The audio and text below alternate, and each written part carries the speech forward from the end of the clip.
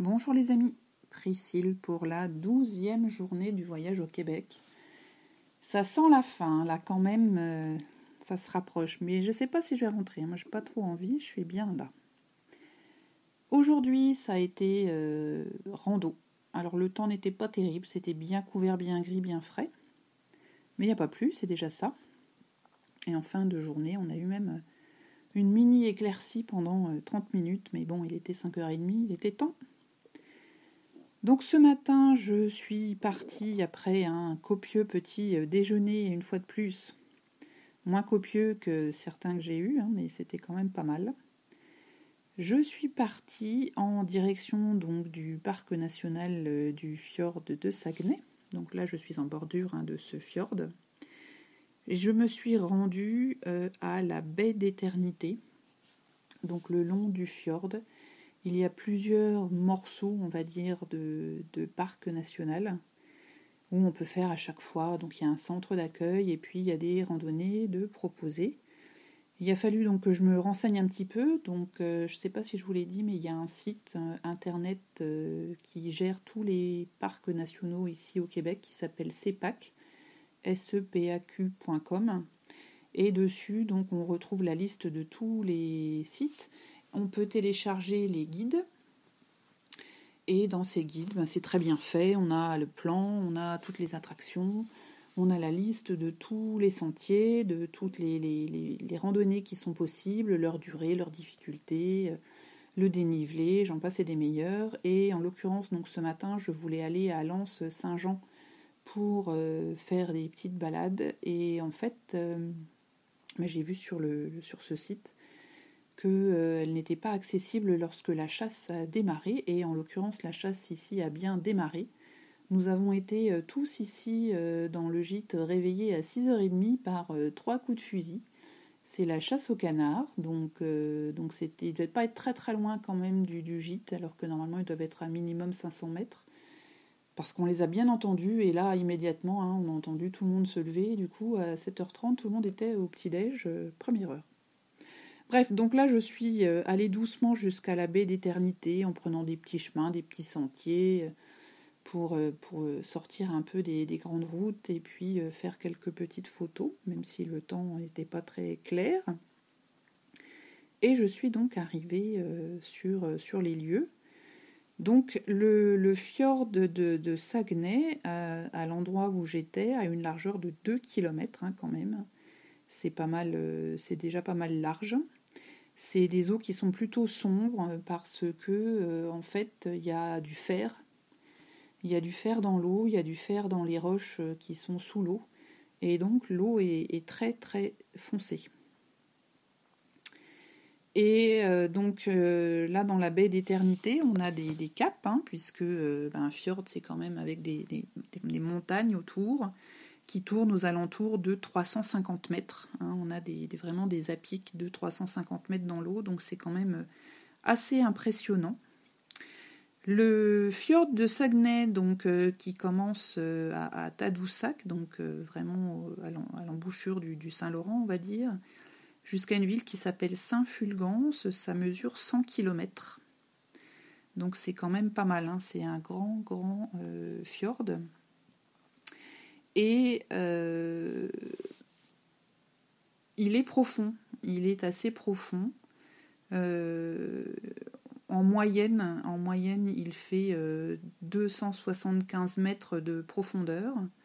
Cependant, au fond du fjord, il n'y a pas, on n'est pas directement, si on prend 275 mètres, on n'est pas directement sur le lit rocheux. Il y a en fait une épaisse couche de sédiments et cette couche peut atteindre 900 mètres d'épaisseur. Et donc au total, la profondeur de la vallée du Saguenay, du haut des caps au bas, au fond, au fond rocheux, ça atteint plus de 1500 mètres. Donc c'est quand même assez profond, vaut mieux pas se jeter là-dedans. Voilà, donc on a aussi pas mal, donc dans l'eau, on voit pas mal de petites traînées blanches qui sont liées en fait à la décomposition des des végétaux qui passent dans l'eau et qui se décomposent. Voilà un peu pour la petite histoire sur ce fjord. Alors c'est un fjord qui a à la fois de l'eau douce en surface et en dessous on a de l'eau salée puisque donc ça se jette dans le Saint-Laurent qui à cet endroit-là est déjà très très très salé.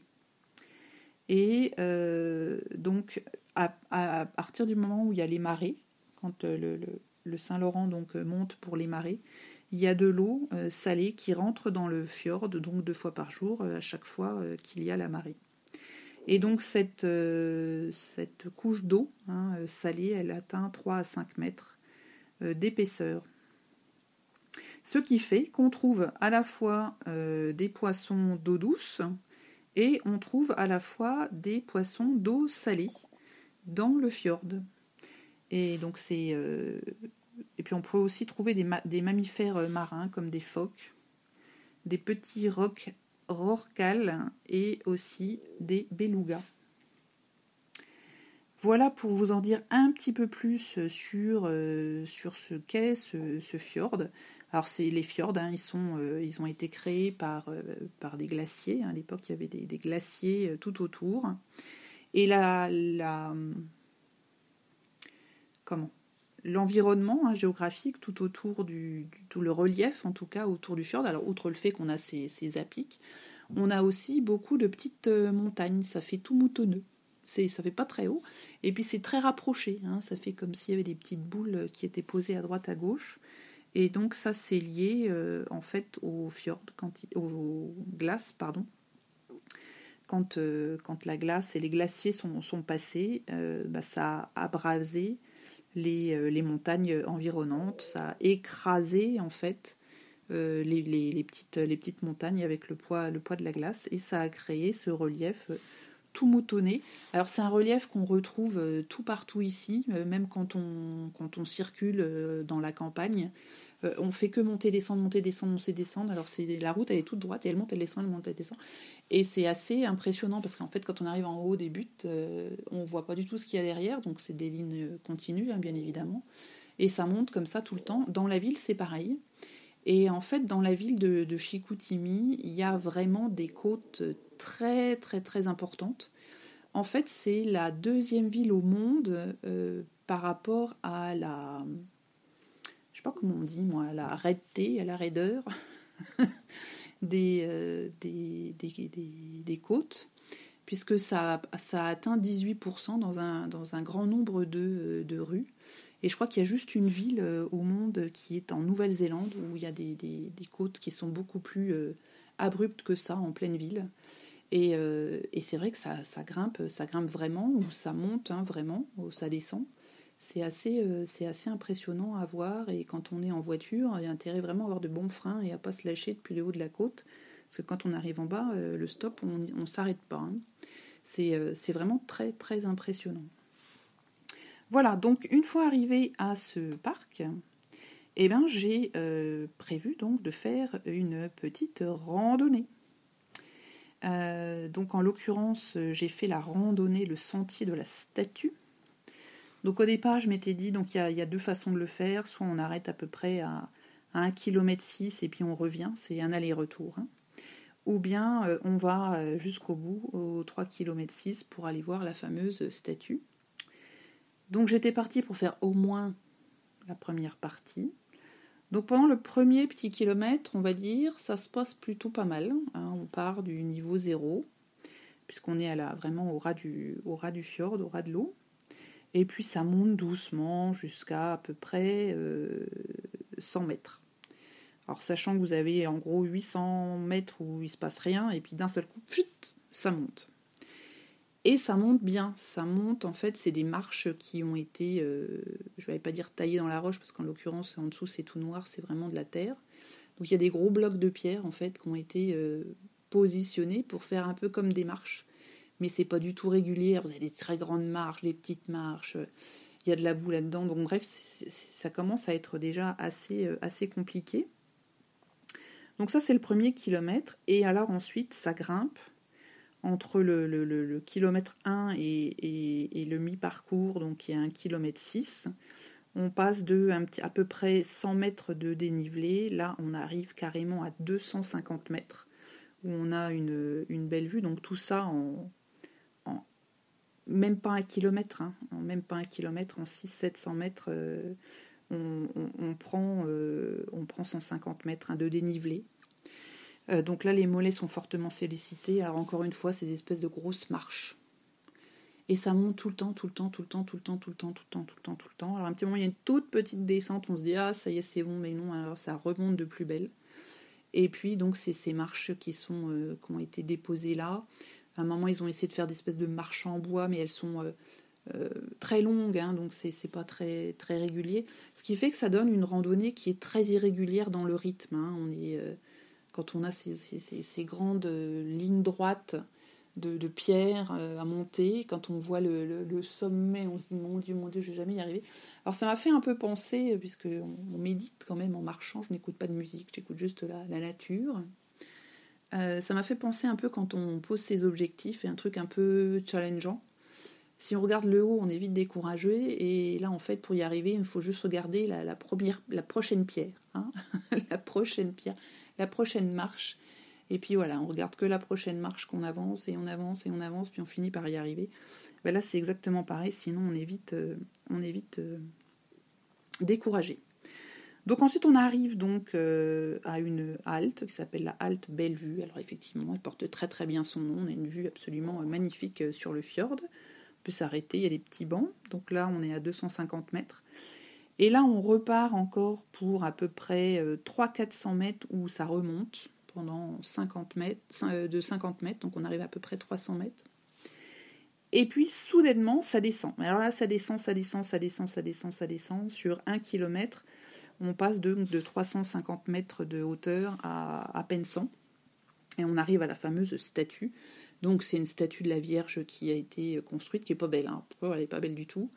Donc de mémoire, c'est au 19e siècle. Il y a un marin qui a fait naufrage juste à cet endroit-là, qui a été sauvé miraculeusement, qui du coup est tombé très, très malade suite à avoir pris l'eau, hein. Il a attrapé un bon coup de froid. On donnait pas cher de sa peau, il a prié la Vierge, il a été sauvé, et donc du coup, une fois qu'il a été sauvé, il a fait construire cette statue. Mais elle n'est pas belle, hein. Bon, je ne l'ai pas trouvée très belle. Bref. Bon, une fois qu'on est là, il faut revenir. Hein. Donc il faut se refaire les 800 mètres où ça monte pour aller donc de 100 mètres d'altitude à 350. Et puis ensuite, ça redescend pratiquement jusqu'en bas. Et c'est particulièrement pénible pour les genoux et les chevilles, hein, puisque, comme je vous l'ai dit, c'est absolument pas régulier. C'est ces pierres, une fois hautes, une fois petites, lisses, qui sont bombées. Enfin, c'est la boue. Enfin, c'est très difficile. Alors, effectivement, la notice vous dit que c'est un... Ils appellent ça intermédiaire à difficile. Moi, j'aurais mis difficile, hein, tout de suite, hein, parce que, oui, c'est intermédiaire pendant le premier kilomètre. Voilà. Donc, ça m'a pris un petit bout de temps. Je suis partie à 1h moins le quart. Je suis revenue au refuge. Il était 4h30. En chemin... Alors, il y avait quand même beaucoup de monde qui faisait, je n'étais pas toute seule, il y avait beaucoup de monde qui allait dans les deux sens.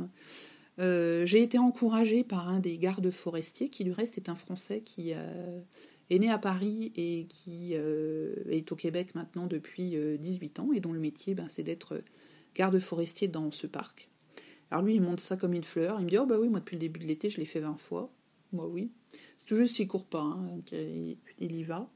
Je l'ai retrouvé à un moment, un refuge où il était en train de faire des travaux. Enfin bref, c'était assez comique parce qu'il était chargé comme un mulet et puis il continuait à avancer à la vitesse de l'éclair. Et puis un petit peu plus loin sur ma balade, j'ai rencontré une Française, Monique. Donc elle avait un peu de mal dans la première partie de la montée. Je pense qu'elle est partie un petit peu vite parce qu'après, pour avoir fait le reste du parcours avec elle, elle marche très bien. Donc je pense qu'elle avait dû partir un peu vite sur les premières marches.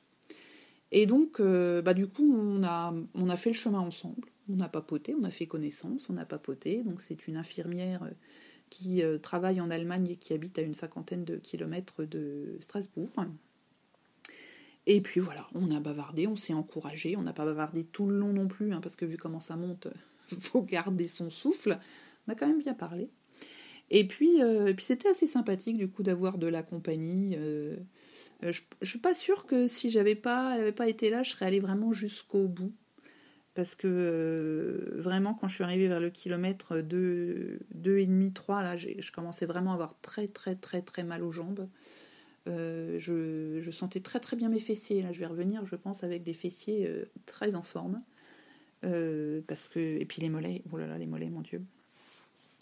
Bref, en tout cas, c'était très très sympathique cette rencontre. Elle voyage seule aussi, comme moi. Elle est à la fin de sa 3e semaine de voyage. Elle est partie de Toronto. Et donc voilà, on a un petit peu papoté. C'était assez sympathique. On s'est pris en photo l'une et l'autre, parce que c'est vrai que nous sommes plutôt du coup adeptes des selfies, puisque quand on voyage seul, c'est quand même comme ça qu'on fait des photos généralement. Et voilà, c'était très très agréable comme balade. Autant vous dire que quand je suis rentrée, j'étais trempée, mais trempée, puis j'avais pas du tout pensé à prendre des vêtements de rechange secs dans ma voiture. Ce que j'avais qu'une hâte, c'était d'arriver au gîte pour prendre une douche chaude, parce que même en mettant le chauffage à fond dans la voiture, je commençais vraiment vraiment à me refroidir. Et puis après une petite douche, je suis allée me sustenter, parce que là encore, mon dernier repas datait du matin. J'avais pris quand même une petite barre spécial K en milieu de parcours, mais c'était quand même un peu maigre. Et donc là, j'ai fait des rips. Alors ils appellent ça ici des côtes levées. Alors j'en mange jamais en France. Je trouve ça trop sucré, la sauce qu'ils mettent. Ici, ils font effectivement une sauce barbecue, mais qui est vraiment beaucoup, beaucoup, beaucoup moins sucrée. C'est beaucoup plus abordable. Et puis alors surtout, c'est cuisiné à la perfection. La viande se détache des côtes sans aucun problème. Enfin, c'est magique. Hein. Du coup, en 12 jours, j'en ai pris au moins 3 fois des côtes levées. Hein. Très très bien. Avec une petite salade, c'était parfait. Voilà pour ma journée balade. Je pense que je vais bien dormir. Il est 9h30, mais je pense que je vais vraiment pas tarder à aller me coucher, parce que je n'en peux plus. Hein. C'est presque 4 heures de promenade. Ça m'a bien rincé. Et puis demain, voilà, on refait les valises. Et je pars en direction de Tadoussac, qui n'est pas très loin. Je crois que c'est à 80 km ou quelque chose comme ça. Mais bon, c'est la petite route, hein, puisque là, ça monte, ça descend le long des fjords. Voilà pour ma 12e journée. J'espère que vous allez tous bien. Et puis, je vous dis à demain. Bye bye.